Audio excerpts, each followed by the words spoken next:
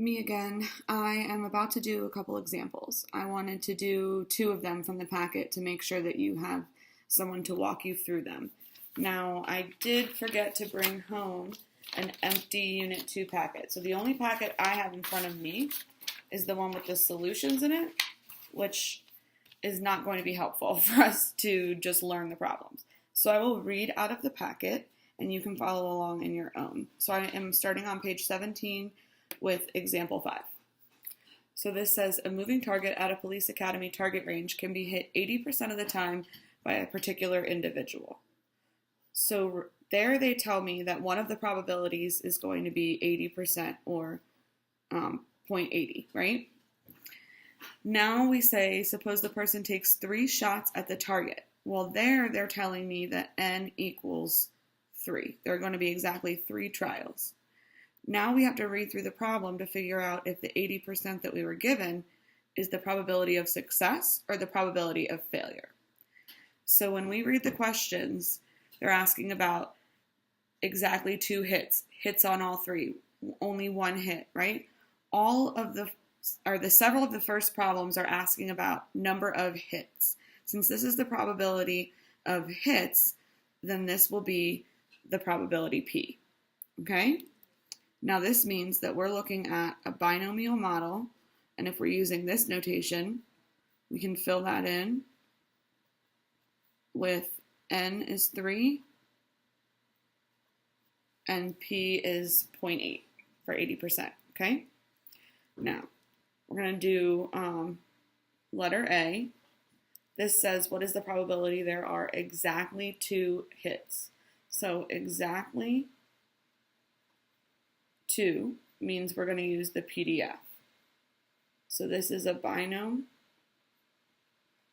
PDF with 3 trials, still taking 3 shots, 80% probability of success, and exactly 2 hits. Now, because we never did this together, I'm going to now take out my calculator. Hopefully you all can actually see that. Okay? Move that up so my face isn't in the way. And to do this, we do second vars, just like we did normal CDF. Binom is at the bottom of the list, so I always arrow upward. It's letter A. My calculator is new, so the first thing it does is ask me for the number of trials. I put 3. For P, I put 0.8, and X is the same as K, so I put 2. I paste, and then my old calculator people, you're going to enter just like this, just like we did for normal CDF, and then we compute the probability. So the probability there is 0.384. Okay? From now on, I will write the answers down, but I will not take out the calculator and plug them in each time. Okay? Part B says there are hits on all 3. Hits on all 3 is the same as saying exactly 3. So we're going to do the exact same work we did before, which is use the binom PDF. Same number of shots, same probability of success, except this time we want to hit all 3 of them. And if you put this into your calculator, you should get 0.512. Okay? Let's move on to C. I know I'm moving quickly, but I'm only able to do 2 examples, so I want to keep going. Okay? There is only 1 hit. There is only 1 hit is the same as saying exactly 1. So we're going to repeat what we've been doing. It's the binom PDF. 3 shots. 80% probability of success, and only 1 shot made. He has a probability of 0.096 for only making 1 shot. Okay? Now, D. There are misses on all 3. This is the same thing as saying exactly 0. So, while it's referring to misses, since we have the probability of success, we can interpret that as 0 successes. And since his shot is so good, this probability is very low. Okay, we've talked about the language for the probability of at least 1.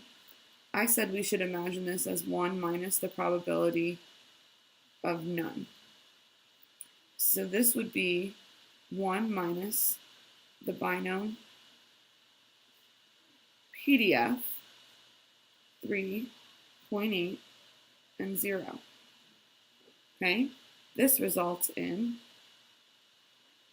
0.992. So a probability of 0.992, or probability of nearly 100% that he hits at least one. Now I want to put this in perspective. He's taking 3 shots. So at least one is 1 or 2 or 3. The only option we're leaving out is 0 shots made, which is why we can approach this way. I also would like to point out that when we're at the value 0, the binomial PDF and binomial CDF are actually the exact same value. So this, because it adds everything to the left, if it's a CDF, this PDF here has nothing to the left of it. So those are actually interchangeable for this type of problem.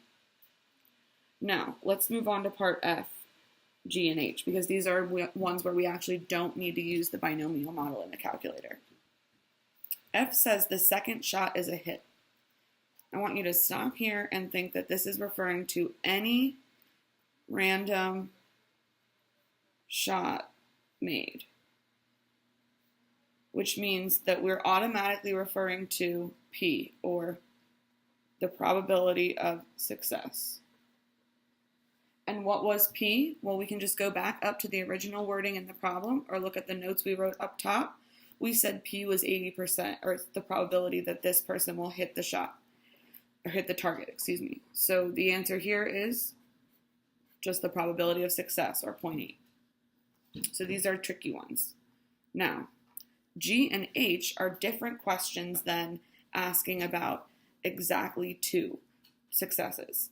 G and H tell me which 2 shots the successes occurred on, which means very different than exactly 2. Exactly 2 could mean the first 2, the last 2, or a combination of maybe the first and last shot were made. When I read G, it says the third shot is the first shot made, which means to me that I miss the first shot, I miss the second shot, and then I make the third shot. This is very different from exactly 1. Exactly 1 does not tell me which one we are talking about. This could be the first, middle, or last. This problem tells me the spot for the made shot, so I know the first 2 were misses. So because binomial models require these trials to be independent, and each shot that this person takes at the target is independent, we can simply multiply the probabilities of failure times success. Now I want to go back up here and say that miss is the same as Q, which is 1 minus P, or 1 minus 0.8, which means that I miss the shot 20% of the time when I make it 80% of the time. So this answer, we just multiply the probability they miss it times the probability they miss it times the probability they make it. And we end up getting 0.032, which, if you notice, is much smaller than our answer for exactly 1, because exactly 1 took this scenario and the other 2 possible scenarios into account. Now, H is a similar problem. The first 2 shots are hits. We actually don't care about the last shot in this example. We just want to make sure that on the first 2, we make it. And again, because these are independent, we can simply multiply the probability of making it together, which leaves me with 0.64. Okay, so that was example 5 on page 17. I'm actually going to flip this over and do example 11 on page 18. So let's go to the next page in the packet. Example 11 has some of the other things that I want us to go over before moving on and trying the mixed up examples on the next few pages. Okay? So we're going on to